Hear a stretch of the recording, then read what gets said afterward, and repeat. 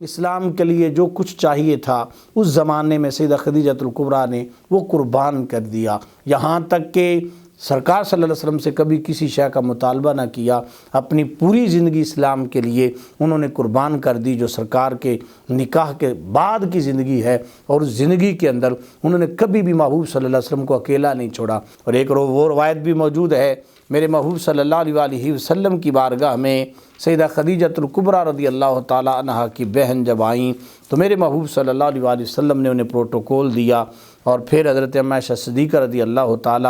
عنہا نے یہ بات کہی کہ آپ ایک بوڑھی عورت کا تذکرہ کرتے ہیں، اس کی جگہ پہ اللہ تعالیٰ نے آپ کو ایک باکرہ جوان عورت عطا فرمائی ہے۔ تو میرے محبوب صلی اللہ علیہ وسلم نے اس وقت بھی سیدہ خدیجۃ الکبریٰ رضی اللہ عنہ کی وفاؤں کا تذکرہ کیا اور آپ کا مقام و مرتبہ بیان کیا۔ میرے بھائی، بسم اللہ الرحمن الرحیم، نحمدہ و نصلی و نسلم علی رسولہ الکریم، اما بعد۔ محترم ناظرین، فہم دین کورس کے ساتھ آپ کے سامنے حاضر ہوں۔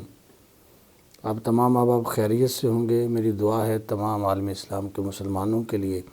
اللہ تعالیٰ سب کو رمضان کی برکتیں رحمتیں عطا فرمائے۔ سامعین محترم، آج ہم اپنے 10ویں لیکچر کے ساتھ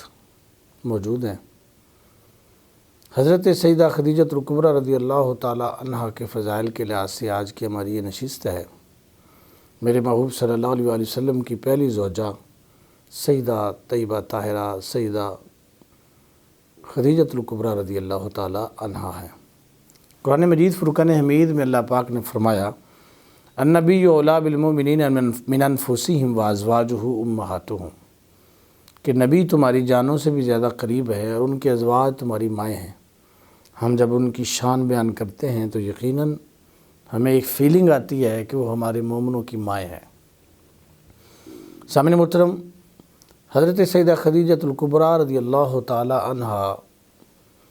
قریش خاندان سے آپ کا تعلق تھا، اور آپ اپنے والد محترم کی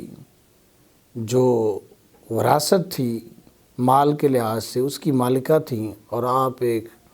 بہت بڑی تاجرہ تھی، لیکن گھر میں رہ کر پردے میں رہ کر لوگوں کو منتخب کر کے آپ ان کے ہاتھ مال بیچتی تھی، اور پھر آپ وہ اپنے مال کی تجارت کرتی تھی۔ سیدہ خدیجۃ الکبریٰ رضی اللہ تعالی عنہا 40 سال کی جب تھیں تو آپ نے اپنے اس کاروبار کے سلسلہ میں ہمارے محبوب حضرت محمد مصطفیٰ صلی اللہ علیہ وسلم کو بھی مال دے کے بھیجا۔ جو آپ کا غلام تھا وہ بھی میرے محبوب صلی اللہ علیہ وسلم کے ساتھ تھا۔ آپ کے اخلاق، آپ کے کردار اور آپ کی تمام کے تمام معاملات دیکھ کر حضرت سیدہ خدیجۃ الکبریٰ رضی اللہ تعالی عنہا نے میرے مصطفیٰ کریم صلی اللہ علیہ وسلم کی طرف پیغام نکاح بھیجا، جس کو محبوب صلی اللہ علیہ وسلم نے قبول فرمایا۔ اس طریقے سے حضرت سیدہ خدیجۃ الکبریٰ رضی اللہ تعالی عنہا کا نکاح مبارک میرے محبوب صلی اللہ علیہ وسلم کے ساتھ ہوا۔ آپ کے مختلف القاب ہیں، آپ کو ام القاسم بھی کہا جاتا ہے، ام ہند کا بھی کہا جاتا ہے، الکبریٰ، طاہرہ اور سیدہ قریش بھی کہا جاتا ہے۔ آپ نے مصطفیٰ کریم صلی اللہ علیہ وسلم کے ساتھ وفا کی وہ مثال قائم کی ہے کہ قیامت تک اس کی کوئی نظیر نہیں ملے گی۔ آپ نے اپنا سب کچھ مصطفیٰ کے نام پر قربان کیا، اپنا مال، اپنے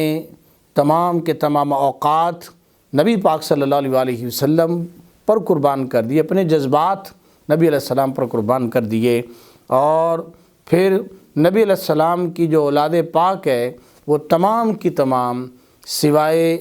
ایک اولاد جو حضرت ماریہ قبطیہ سے ہوئی، باقی اولاد پاک مصطفیٰ کریم صلی اللہ علیہ وسلم کی سیدہ خدیجۃ الکبریٰ رضی اللہ تعالی عنہا سے ہوئی۔ نبی پاک صلی اللہ علیہ وسلم نے اسلام کے تبلیغ کا جب آغاز فرمایا اس وقت آپ کو یقیناً مال کی بھی ضرورت تھی، اور سہارا اس لحاظ سے جو معاشرتی لحاظ سے ہو، ویسے تو اللہ کے نبی بڑے پاورفل ہوتے ہیں، اس حوالے سے تعلق کی ضرورت تھی، جو مضبوط تعلق ہو وہ اللہ تعالیٰ نے سیدہ خدیجۃ الکبریٰ رضی اللہ تعالی عنہا کی صورت میں اللہ پاک نے مصطفیٰ کریم صلی اللہ علیہ وسلم کو عطا فرمایا۔ सामने मोहतरम, मेरे महबूब सल्लल्लाहु अलैहि वसल्लम भी आपसे बहुत मोहब्बत फरमाते थे और आपने कई फ़जीलत की बातें हज़रत सैयदा खदीजतुल कुबरा रज़ी अल्लाह ताला अन्हा के लिए बयान फरमाई। ये बुखारी शरीफ की हदीस पाक है। हज़रत अबू हुरैरा रज़ी अल्लाह तआला रवायत करते हैं, अता जिब्रील आए नबी अलैहिस्सलाम की बारगाह में और आकर कहने लगे, या रसूलल्लाह सल्लल्लाहु अलैहि वसल्लम, हाज़िही खदीजा, ये खदीजा तशरीफ़ ला रही हैं, क़द अतत माहा इनाउन फ़ीही दामुन, कि वो आपके पास एक बर्तन के अंदर खाना लेकर आ रही हैं, उसमें पानी भी है, खाना भी है। जब वो आपके पास आए तो रब की तरफ से उन्हें सलाम कहिएगा कि रब उन्हें सलाम कह रहा है,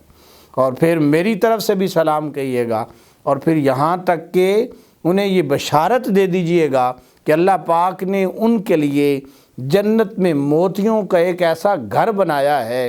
कि जिसके अंदर कोई शोर नहीं होगा, कोई थकावट नहीं होगी। अल्लाह पाक ने वो घर हज़रत सैयदा खदीजतुल कुबरा को अता फरमाना है। चूँकि हज़रत सैयदा खदीजतुल कुबरा गारे हिरा में बार बार खाना लेके जाती थीं, आप में से जो हज़रात मक्का शरीफ के सफ़र पर गए हों उन्हें पता होगा कि कितना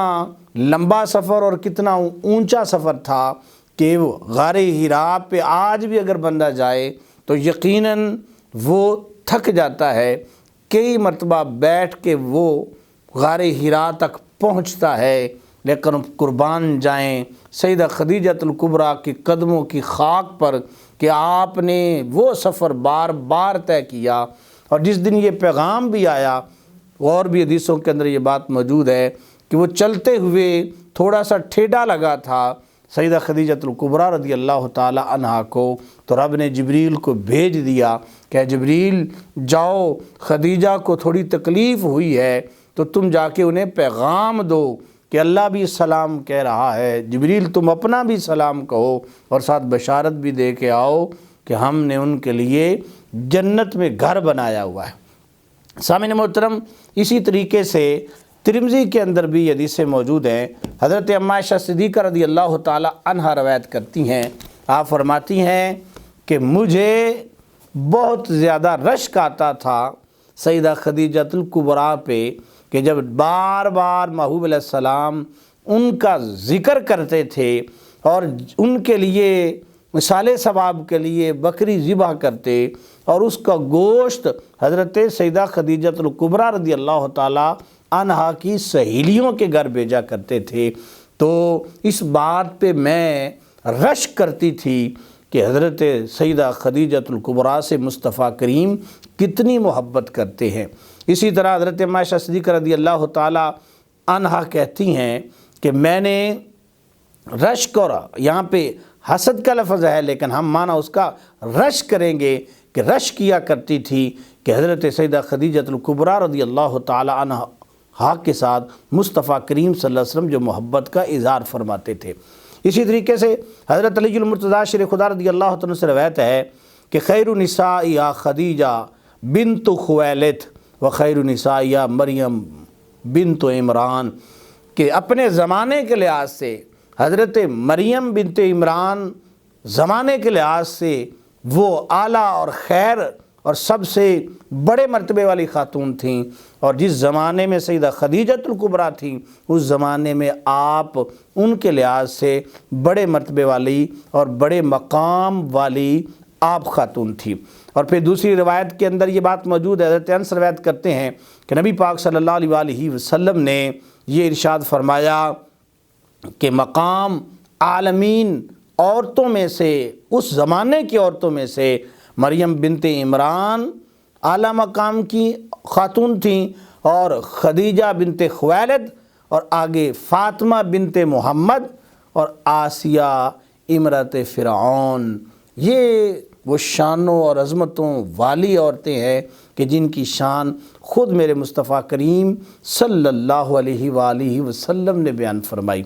और एक वो रवायत भी मौजूद है, मेरे महबूब सल्लल्लाहु अलैहि वसल्लम की बारगाह में सैयदा खदीजतुल कुबरा रज़ी अल्लाह ताला अन्हा की बहन जब आईं तो मेरे महबूब सल्लल्लाहु अलैहि वसल्लम ने उन्हें प्रोटोकॉल दिया اور پھر حضرت اما عائشہ صدیقہ رضی اللہ تعالیٰ عنہا نے یہ بات کہی کہ آپ ایک بوڑھی عورت کا تذکرہ کرتے ہیں، اس کی جگہ پہ اللہ تعالیٰ نے آپ کو ایک باکرہ جوان عورت عطا فرمائی ہے۔ تو میرے محبوب صلی اللہ علیہ وسلم نے اس وقت بھی سیدہ خدیجہ الکبریٰ رضی اللہ عنہ کی وفاؤں کا تذکرہ کیا اور آپ کا مقام و مرتبہ بیان کیا۔ میرے بھائیوں، اسلام کے لیے جو کچھ چاہیے تھا اس زمانے میں سیدہ خدیجہ الکبریٰ نے وہ قربان کر دیا، یہاں تک کہ سرکار صلی اللہ علیہ وسلم سے کبھی کسی شے کا مطالبہ نہ کیا، اپنی پوری زندگی اسلام کے لیے انہوں نے قربان کر دی، جو سرکار کے نکاح کے بعد کی زندگی ہے، اور اس زندگی کے اندر انہوں نے کبھی بھی محبوب صلی اللہ علیہ وسلم کو اکیلا نہیں چھوڑا، یہاں تک کہ بخاری کی وہ حدیث کہ جب سرکار صلی اللہ علیہ وسلم پر پہلی وحی نازل ہوئی، اس کی وجہ سے میرے محبوب علیہ السلام پر کپ کپی طاری ہوئی، گھر میں تشریف لائے، اس وقت کسی ایسے بندے کی ضرورت تھی کہ جو نبی علیہ السلام کے ساتھ ایسی گفتگو کرتا جس سے نبی پاک صلی اللہ علیہ وسلم کو سکون ملتا۔ اس وقت سیدہ خدیجہ الکبریٰ نے وہ گفتگو کی ہے، اور اسلام کا وہ پہلا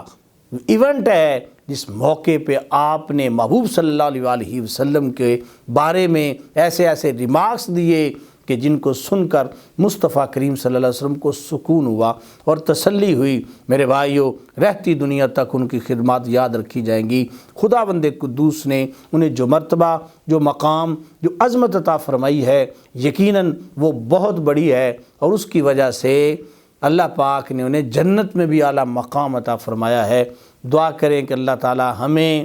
ان کا فیض عطا فرمائے، جیسے انہوں نے اسلام کی خدمت کی ہے، اللہ تعالی ہمیں بھی ان کے نقش قدم پر چل کر دین کی خدمت کی توفیق عطا فرمائے۔ وما علیہ الا البلاغ المبین۔